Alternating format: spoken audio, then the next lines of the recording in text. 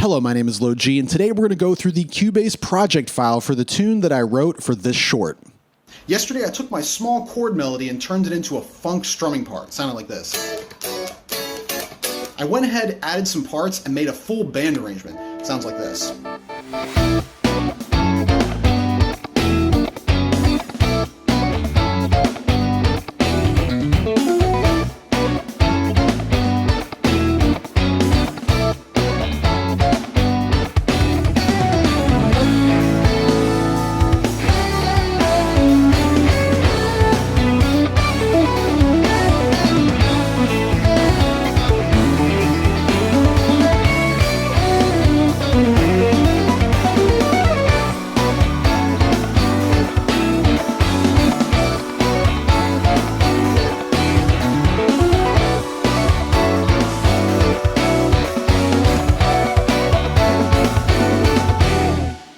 If you're interested in more content like this, including my entire guitar method, feel free to check out my Patreon at the link in the description.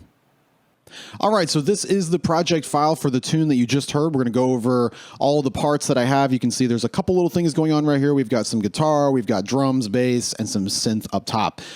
First of all, is this Cubase 5?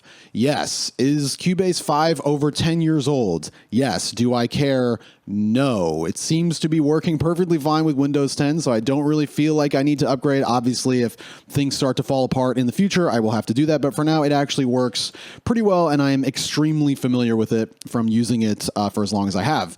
So first, let's get started with the writing process for this tune. So the main kind of strumming kind of funk chord melody guitar part was already written because I wrote it in the process of doing those shorts, which you kind of saw me do as I pieced it together over time. That's this part right here. Right, all that stuff. But as far as the middle section, which is a different moment of the tune, I'll play it right here. Right. So how I did that, and basically this is also kind of the process of whenever I put anything together, usually I do not really record guitar until way later. And this is how most people do it too. But for me, what I will do is I will turn on a metronome, just kind of get the tempo first. Maybe I'll just strum guitar like quietly by myself with a metronome, get the tempo, just like this. Make sure the tempo is right. So this is 125 is what it looks like I wanted to settle with. And then I will MIDI out the part. So what I mean by MIDI out the part is I will open up a MIDI channel attached to whatever synth I want. Usually it's like a plunky sort of synth. And I will literally MIDI out the entire part, which is what you're seeing right here. If you're not familiar with MIDI, I highly recommend you get used to it because it is 2022 and everyone should be able to do this because it makes things so much easier when it comes to programming synth, programming bass, which a lot of bass these days is not real bass, it's synth bass, as you'll see me using here. Programming drums, I mean, a lot of guitar, like synthesized guitar parts. There's just so much value in understanding how to program MIDI. So if you're not doing this, I highly recommend you do it. So this is the literal part right here. If I just kind of, I had it muted there, which I'll talk about in a second, but this is the part just in synth. It's literally what I'm playing on guitar without some of the like little dead notes or whatever. But I MIDI it out first to make sure I like all the notes, make sure everything sounds the way it does. And then I will start programming other parts. Like I'll start programming the drums to this. I'll start mapping out kind of what I want the bass to do, any other sounds way before I ever touch guitar and get guitar in here. That to me, it's just a lot easier because in the process of putting this together, inevitably I will be modifying and changing things. And I don't want to have to record a guitar part and then have to go back and re-record because I found another way to do it or I did a separate little melody or whatever. That's a huge waste of time. MIDIing out first like this will allow me to make adjustments very easily. Like, you know, if I'm making a melody or whatever and I hear this note and I think, oh, that note's cool, but I actually want this note, I can just put it in and done instead of having to re-record everything. So it's way, way easier in the writing process to MIDI it out. And what I say when I say MIDI it out, I mean put all the notes into MIDI like you see in front of you. So the first section, like I said, was already written. The second section, which is this moment right here, the way I wrote this, I like to do this sometimes. I don't do it all the time, but in this situation, it just worked out really nicely. I will straight up just turn on a metronome and just hear the song in time, just metronome like this. and I will sing a melody that I want to hear. I'll sing the melody, and as I'm singing it, I will MIDI it out. So this is me just going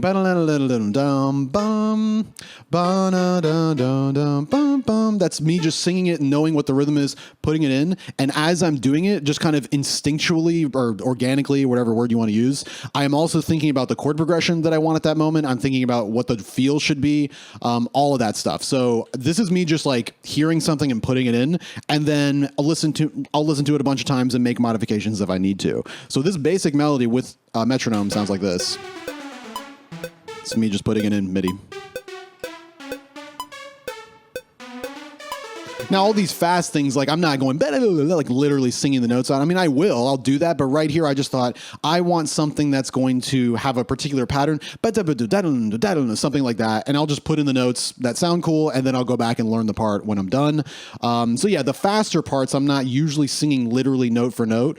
So actually this one I kind of did, I think, but it just depends on the part. But regardless, that's how I'm putting this together. I'm just singing the notes, putting them into MIDI, and then making sure they sound cool, making modifications if I need to. Like one modification I had right here, I have a little flat 5 right there because it's part of the series that we're talking about, minor with these color notes. I also was playing natural 7 because that's another color note we talked about, which is bum, bum, bum, bum. I had it there originally, but every time I heard it, I'm like, it stands out a little bit too much, so I just went back to root. But that's the beauty of MIDIing, if that's the word, putting it all into the computer like this, because if I want to make those minor adjustments, I can do that right now with like a touch of the keyboard, as opposed to recording it on guitar. I'd have to go back and do it, and it's a pain in the ass. So I don't do that. And just put it in like that, basically. That's basically it. Just the writing process is just hearing something and popping it in to the computer and then filling it out. I'll get to the arrangement here in a second. The next thing I want to talk about, I think, is the drums, or the kind of the rhythm section. So the drums take, in my opinion, the most amount of time, because drums and bass take the most amount of time, because for me, what I will generally do is I will overwrite the part. Like I will write a part that's way too busy, and then I will slowly over time simplify, like making it simpler and simpler. Because naturally, I like to hear or think of like busy ideas in my head, because I think they sound cool in my head. And then the moment I put them in and start recording them, I'm like, it kind of sounds like crap. Like it sounds like way too much, too jumbled, too messy. So I will slowly pull notes away, make parts simpler and all that. It sucks that I have a natural inclination for busy music. And then when I listen back, I'm like, this actually is bad. And I have to go back, and it's a huge pain in the ass, but it's just how it is. The bass part is a great example. This bass part used to be really notey, and then I just started taking things out. Like you can see, by the way, this is all just MIDI, same exact thing I did earlier. You can see some notes are white. That's me muting notes. So those notes are not there. I didn't want to delete them in case I wanted to bring them back, so I can just go like that, bring them back if I want to. But I muted them because I was like, okay, these notes are, as I listen to it, they're too busy. It's too much. So I would just kind of slowly go through with a fine-tooth comb of the MIDI and just mute stuff whenever I thought it was too much. So yeah, that's basically how I would do this. Like this bass part was really busy. Even before this, it was a lot more than this. And I would listen back and think, this sounds like crap, and I would just simplify. Speaking of bass, the bass I'm using is Trillion, very common synth plugin made by the company Spectrasonics. They make Omnisphere, which I'm also running at the same time. But yeah, really, I mean, this is like probably one of the standard ones that people use. It sounds good. Yeah, and you can see, if you're not familiar with MIDI, some of the notes are different colors. Like this is like a light purple. This is a dark purple. That's the velocity. So it will affect how hard the note is being picked by the synth. So that's like a heavy pick if you can hear it. But if I lower the velocity, it kind of gets softer over time. This one kind of changes because sometimes the attack is actually harder on the softer attacks. I don't know. Or on the softer velocity. It just depends. But that's what that is. Bass part sounds like this without the metronome. Synth bass. There's probably a lot more finesse I could do to make it sound more real, but honestly, I don't really care. There's so much going on. That's kind of a waste of time for me. Yeah, you can actually see the beginning. There's some notes left out, and then towards the end, I didn't mind the busyness, so I kind of brought them back. Some of those white notes that were muted are unmuted over here because I wanted to hear it. Yep, that's the bass part. And how I would do this is I would just basically either sing, like mouth something on top of the part that I already had written, or I would just play guitar and kind of play a bass line on guitar. Speaking of that, I have guitar doubling the bass. So if I play, this is just the bass part right here. That's the bass. And then on top of that, I also have another bass track. This is like a synth bass that has more of like a distorted attack. I'll just play that by itself. Sounds like this. I have that going on. It's kind of a cool, I use that a lot. It gives it like a punch to it, both of them. Sounds cool. And then I have guitar also doubling everything. So just not in that octave, just in the normal guitar octave. I'll actually solo the guitar so you can hear that. Yep. Very light, very light drive. That's like neck pickup on the blues when I play. And that's hard pans left and right, these two, for sure. Hard pan left and right. Pretty standard stuff. So all together, this is kind of just the bass part of the tune. Yep. Really simple. And then towards the middle section, the guitar, the rhythm guitar that was doubling the bass now starts to play chords and kind of hold chords out. So it sounds like this.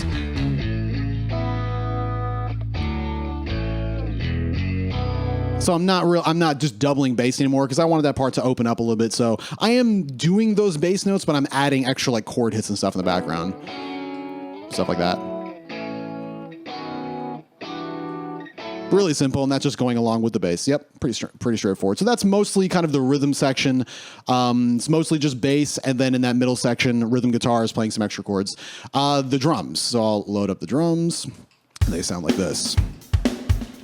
So these are also all MIDI'd out. I do these by hand. I just sit here with a mouse and keyboard and just plunk in the notes until they sound good. It's time consuming, but I like it because it gives me complete control over what I'm doing. I don't use stock patches. I don't use loops or anything like that because inevitably I'm going to want to change things and you can't really change them with a loop. I will just do it by hand from scratch. That's, in my opinion, that's the best way to do it.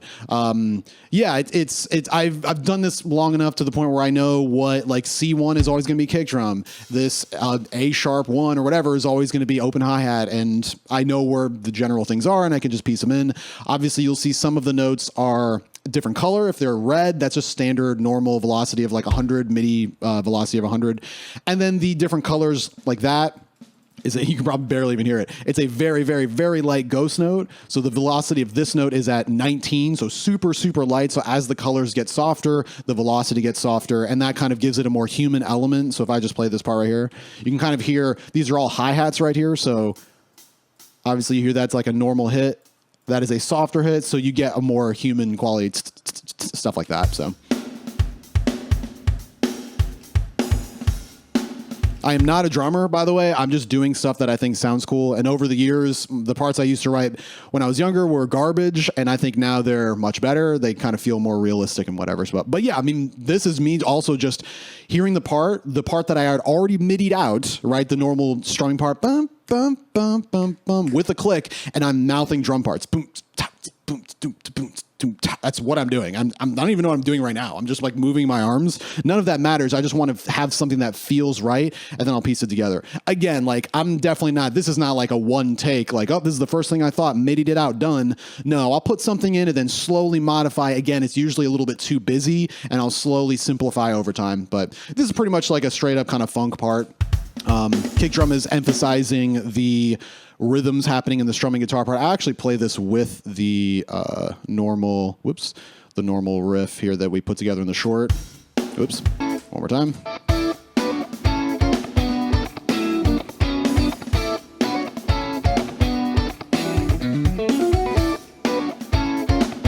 So you can see the kicks are kind of lining up during the bump, bump, bump, bump, bump during those moments. Didn't have to do that, but it sounded cool. And then for the big kind of open moment, you know, this is a lot of the early part is a lot more like subtle little ghost notes on the hi-hat and the snare, more clothes sounding. And then the second section, the bigger section, is a lot more open, more crashes, open hi-hat, less kind of less busy stuff to kind of let it open up. That's, I mean, it's pretty normal. Nothing crazy. Let's see. But that's basically the drums. The latter half of the part, as we finish. Bam. This is the same exact part as the beginning, but I want it to be bigger and more open, so there's less of the small subtle things like this. It's a lot more down, subtle dynamic. This is a lot more open dynamic.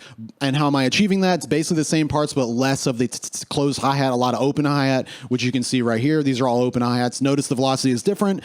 I'm not just going cha cha cha cha on the hi-hat. It is from here. If you look here, da do da do da do da. Right. This is hard soft, hard soft. So if I just do this, if you can hear it, actually I'll just mute all of this. So you can only hear the hi-hat. Right, you hear da da da da da. That's how a human being would play it. That's why you don't want to just go in and just. These are all toms. But if I just went in and did this instead, notice what it sounds like now. If I mute this, right, da da da da. That just sounds super robotic, and that's not how humans would play. So when you're programming drums like this, you have to really pay attention to the velocities because that's what actually makes it sound like a real player. So yeah, that's drums. Pretty straightforward. Nothing too crazy. They're time consuming just because. So the nature of doing it by hand, I'm sure there are better methods, but I'm just so used to doing it by hand. I'm cool with it, and I'll move on.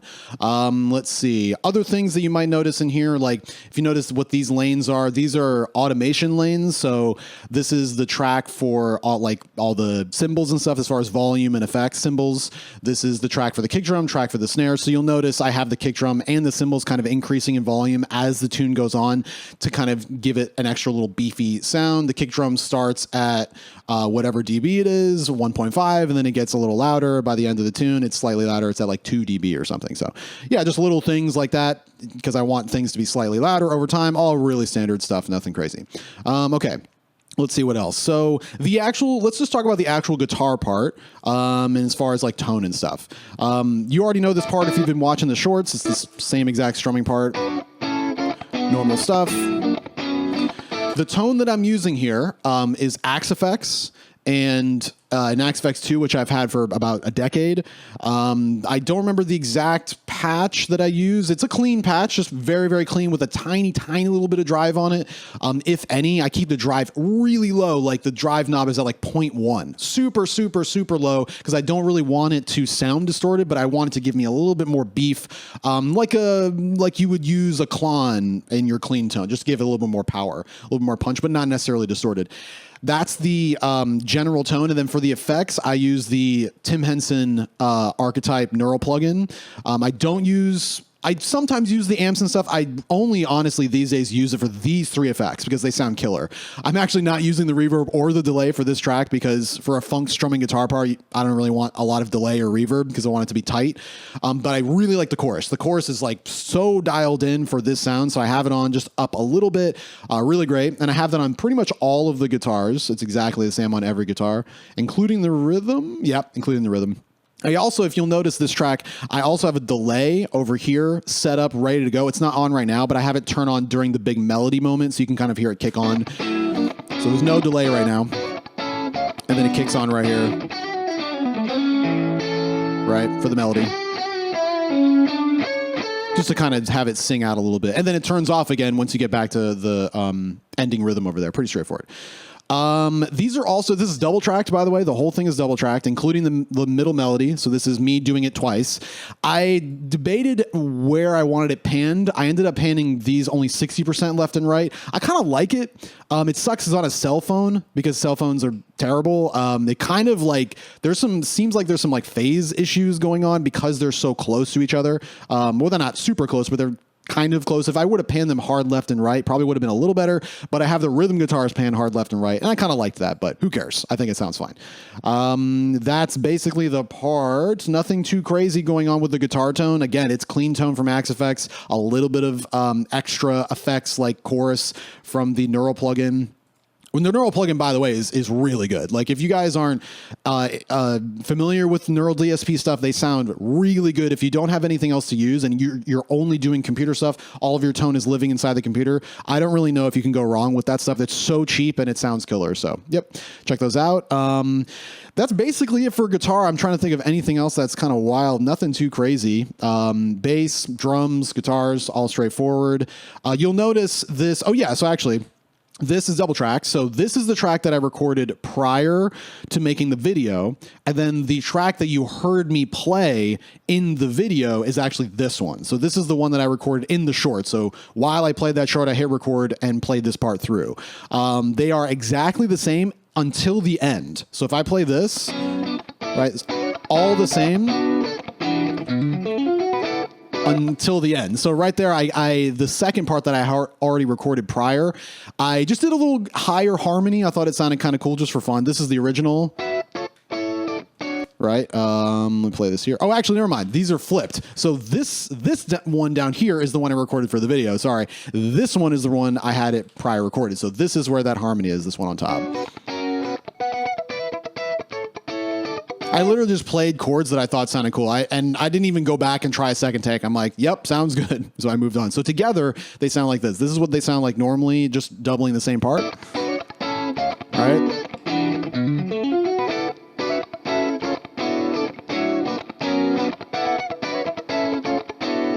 I kind of like I could go through and be like, oh, this chord is harmonizing in this way or whatever, which is good to do. Honestly, with this one, I already had the part written, the normal part that one that I had been playing the whole time during the shorts. And then I just literally pop something else down and I'm like, hey, this sounds cool. The notes are interacting in kind of like a really crunchy way with some of them, probably because they're a lot of like seconds apart from each other.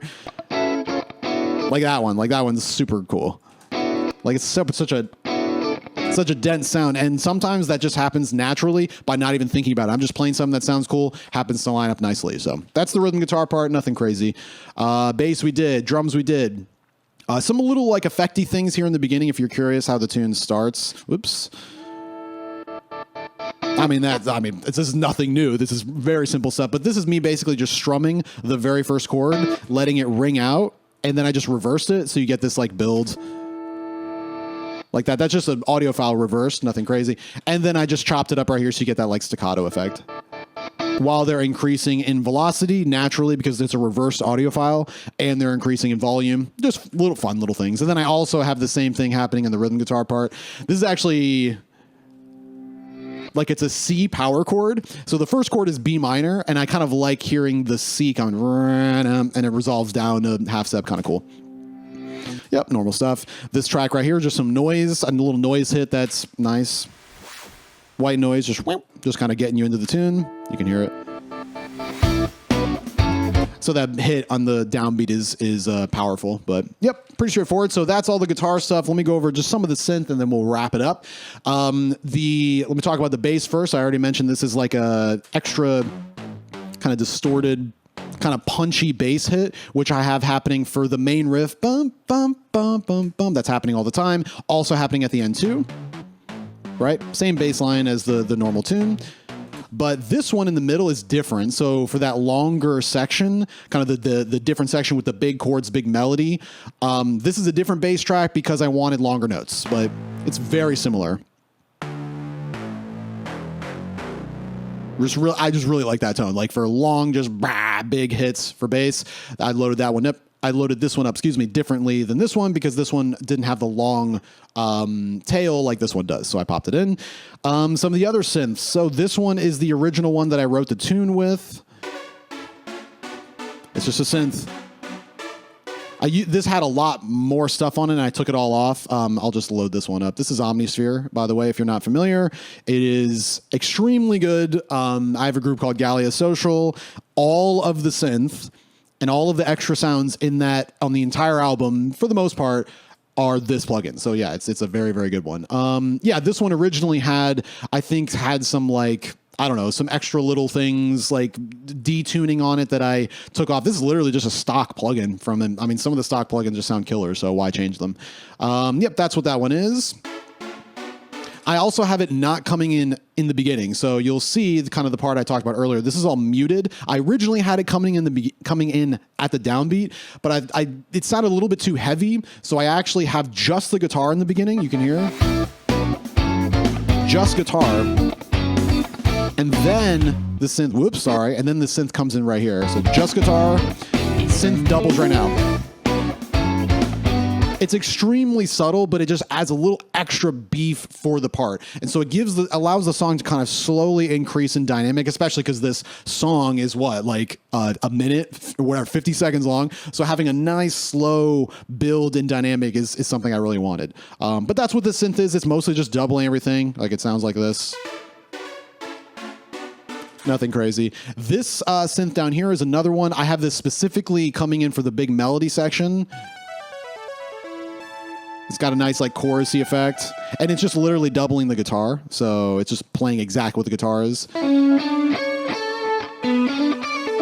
Gives it like a little chimey, shimmery effect to the guitar, just having it doubled in the background. And so that main melody right there is being played by both guitars, left and right, that synth and the other synth. So all together, it's a big sound. And I also like how the top synth is actually giving it a little bit more of an attack, because the top synth, this one right here, but it has an attack to it, which lets the notes punch a little bit more. Nice. And that continues through. This synth just kind of continues into the end. Doubling the top note of the strumming guitar part. So, of course, this is like a funk strumming part. That is just doubling the top, right? I wanted that to happen so the notes could sing out a little bit. Let's just listen to what this whole thing sounds like. Ending. Right, so that's the same as the beginning part. You can see how massive of a dynamic shift it is. This is very down. But then the end one, same part, but way bigger. And it's bigger because I have multiple synths doubling now, whereas in the beginning I didn't have any except for the second half right there. I also have a lot of synth holding chords. I have the drums opening up. I have a lot of like slightly different things that allow this section to sound a little bit bigger. That's that melody. Then these are just chord patches. So this one, it's like a very like hard compressed attack piano-ish kind of thing. And that's just me popping in chords that I want to hear. Like, actually, let me play with no melody, actually. Let me mute all of the melodic material so you can only hear the rhythm parts. I think that's it. Yeah, here we go. Oops. Right.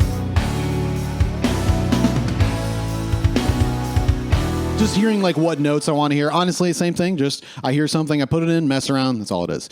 This one down here is the exact same thing, except it is the same one as the keyboard part I just showed you earlier, but it's like a fizzy, that kind of sound, which I really like. It adds a really cool dynamic sound to a part that doesn't have that. And this also has an attack too, like a punch to it,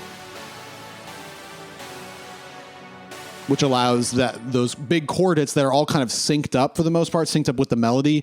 It lets those punch out a little bit more. So I'll play all of that one more time.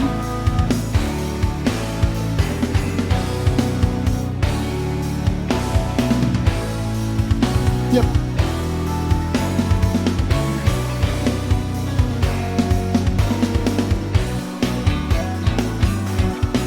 Yeah, and then finally after that, some tiny little touch of some cute choir that I like to do at the end, just like a rising part. It just kind of builds at the end. Yeah. Just fun stuff. I mean, that's basically it. Nothing too crazy, just messing around with tones. A lot of these tones I'm already pretty familiar with, but you just mess around. The moral of the story is learn how to MIDI. If you're not MIDIing out things, I highly recommend you do that. It makes things a lot easier. So hopefully all that stuff makes sense. See you guys in the next one.